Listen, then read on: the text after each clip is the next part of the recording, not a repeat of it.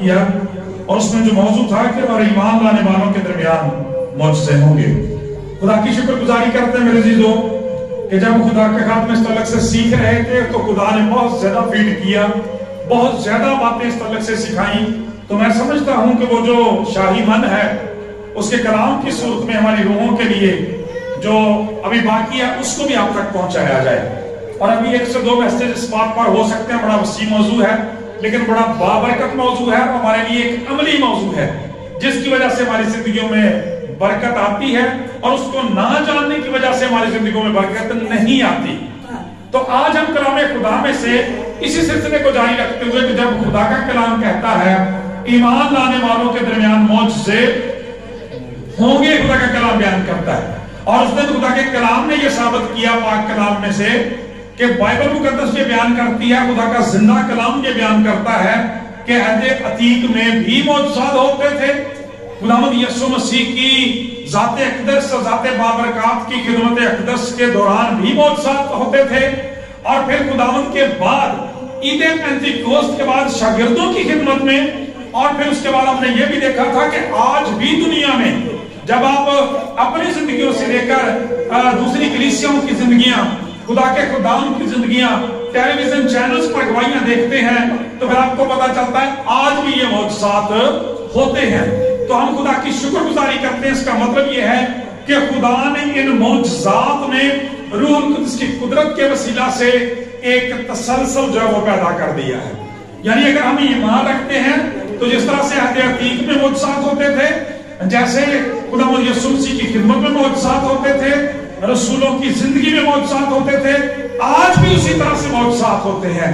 اور ان میں ایک بڑی مشترک بات یہ ہے کہ جب ہم تینوں سطحوں پر دیکھتے ہیں، یعنی پرانے عہد نامہ میں، خداوند یسوع مسیح کی زندگی میں اور رسولوں کی خدمات میں، تو ہمیں پتہ چلتا ہے کہ ان معجزات میں ایک بڑی مشترک بات جو ہے وہ یہ ہے کہ تمام تر معجزات جو تھے وہ روح القدس کی قدرت کے وسیلہ سے جو تھے وہ صادر ہوتے تھے۔ لہذا جب آج ہم روح القدس کے پیریڈ میں رہ رہے ہیں تو میرے عزیزو ہمارے لیے یہ خوشی کی بات ہے کہ آج بھی جب ہم ایمان سے خدا ان کے پاس آتے ہیں تو خدا ہماری زندگیوں میں معجزات کرتا ہے، وہ معجزات ہماری زندگیوں میں وقوع پذیر ہوتے ہیں۔ آج جس موضوع پر تھوڑی سی بات ہم کرنا چاہتے ہیں، دیکھنا چاہتے ہیں، وہ بات یہ ہے، ذرا توجہ سے سنیں مہربانی سے، خدا آپ کو بڑی برکت دے گا اس کلام کے وسیلہ سے، کیونکہ لکھا ہے کہ وہ اپنے کلام کو نازل فرما کر ان کو شفا دیتا ہے۔ تو کلام یہ بیان کرتا ہے، آج اس بات پر ہم غور کریں کہ وہ یہ ہے کہ کلام تو کہتا ہے معجزات ہوتے ہیں، ایمانداروں کی زندگیوں میں معجزات ہوتے رہے ہیں، ایمانداروں کی زندگیوں میں معجزات ہوتے ہیں، ایمانداروں کی زندگیوں میں معجزات ہوتے رہیں گے۔ لیکن اگر ہماری زندگیوں میں معجزات نہیں ہوتے، ہماری کلیسیاں میں معجزات نہیں ہوتے، میرے خاندان میں معجزات نہیں ہوتے، میری زندگی میں معجزات نہیں ہوتے، تو اس کی کیا وجہ ہے؟ یہ بہت زبردست موضوع ہے، بہت دلچسپ موضوع ہے اور بڑا بابرکت موضوع ہے کہ جب ہم کلام مقدس میں سے پڑھتے ہیں، کلام تو کہتا ہے ایمان لانے والوں کے درمیان معجزے ہوتے ہیں، لیکن ہماری زندگیوں میں معجزات نہیں ہوتے۔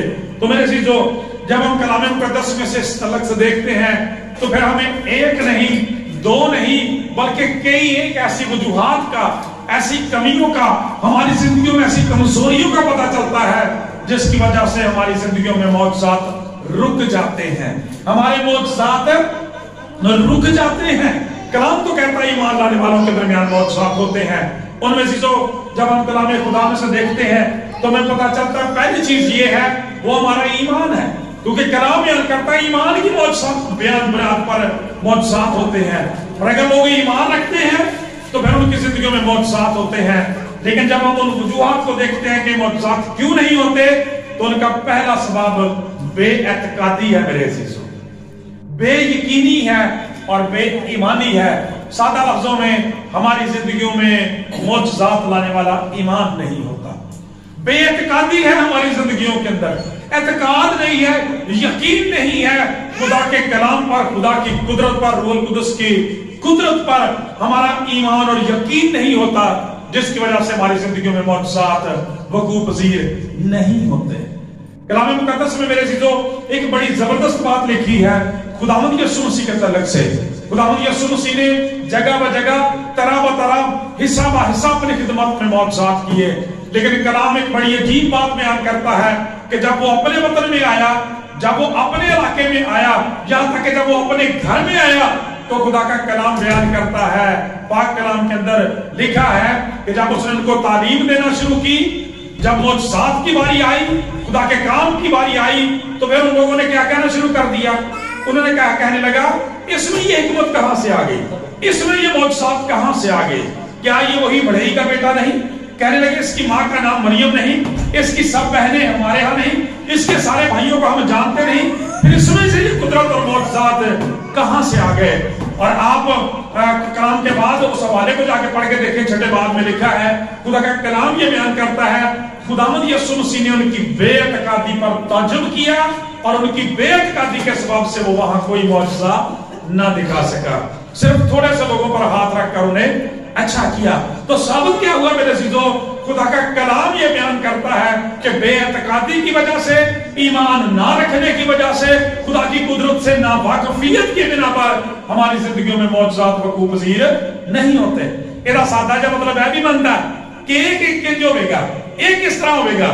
और आपको याद होगा कि जब उस दिन मैंने मौजूद की तारीफ बताई थी, तो आपको बताया था कि मुरादी सतह पे मौजूद का मतलब ये है कि जब इंसान कहता है अब कुछ नहीं हो सकता, जब उसकी हिकमत, जब उसका इल्म, जब उसकी हुकूमत, जब उसके तजर्बात, जब उसकी अकल जवाब दे जाती है, वो कहता है अब कुछ नहीं हो सकता, तो कलाम कहता है ईमान लाने वालों के दरमियान मौजूदात होंगे। यहाँ पर हमारी ताकत खत्म हो जाती है, हमारी अकल जवाब दे जाती है, वहां पर खुदा की कुदरत उतरती है और जिंदगी में मौजूदात वकूअ पज़ीर होना शुरू हो जाते हैं। लेकिन जो लोग एतकाद नहीं रखते, यकीन नहीं रखते, उनकी जिंदगियों में ये कुदरत काम नहीं करती। जरा याद करें कि जब खुदा का कलाम बयान करता है कि बनी इसराइल को खुदा मुल्क मिस्र से निकाल कर आया था, वहां पर वो सोचते थे ये कैसे होगा, फिरौन के हाथ से में कौन छुड़ाएगा? खुदा ने एक नहीं, दो नहीं, पांच नहीं, सात नहीं, इकट्ठे 10 मौजूदात किए उनकी जिंदगी में।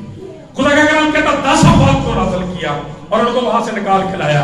इसके बावजूद खुदा का कलाम कहता है बेअतकादी ने उनका पीछा नहीं छोड़ा। जब समुद्र के किनारे आ गए तो कहने लगे अब क्या बनेगा, अब कुछ नहीं हो सकता, अब तो हम मरे के मरे, क्योंकि आगे पानी और पीछे फिरौन की फौजें हैं।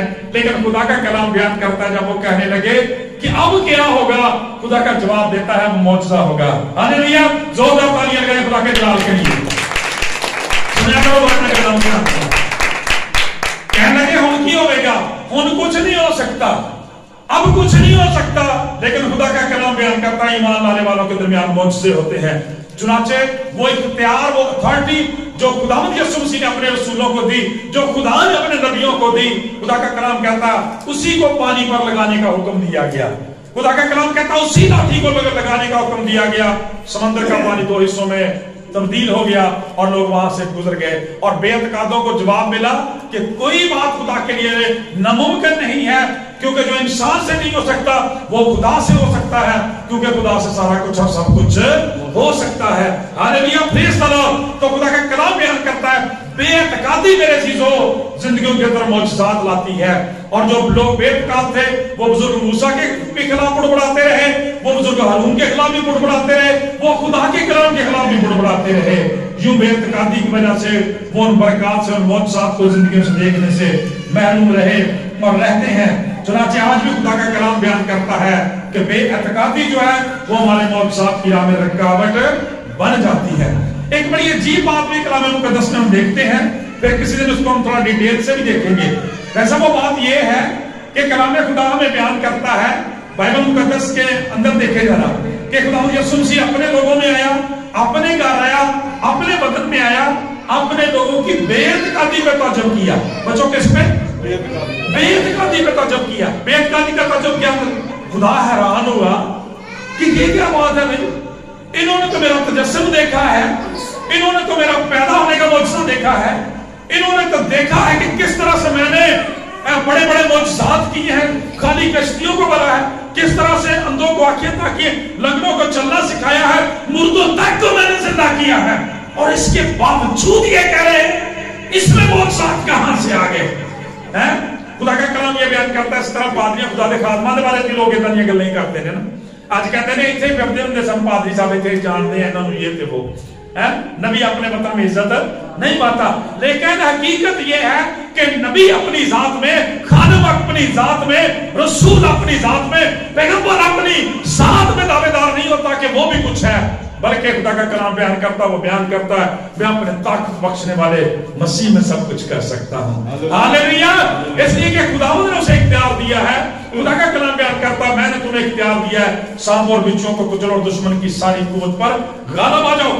تمہیں کسی چیز سے ڈرنا ہوگا. میں بات کر رہا تھا خداوند یسوع مسیح کو اس بات میں بڑی حیرت ہوئی، بڑی حیرانی ہوئی، بڑا تعجب ہوا کہ لوگ اب تک مجھ پر ایمان نہیں رکھتے، اب تک خدا کی قدرت کا تجربہ نہیں رکھتے. خدا کا کلام بیان کرتا ہے خدا اپنے لوگوں کی بے اعتقادی پر، اور حیرانی کی بات ہے کہ غیر قوموں کے اعتقاد پر تعجب کرتا ہے.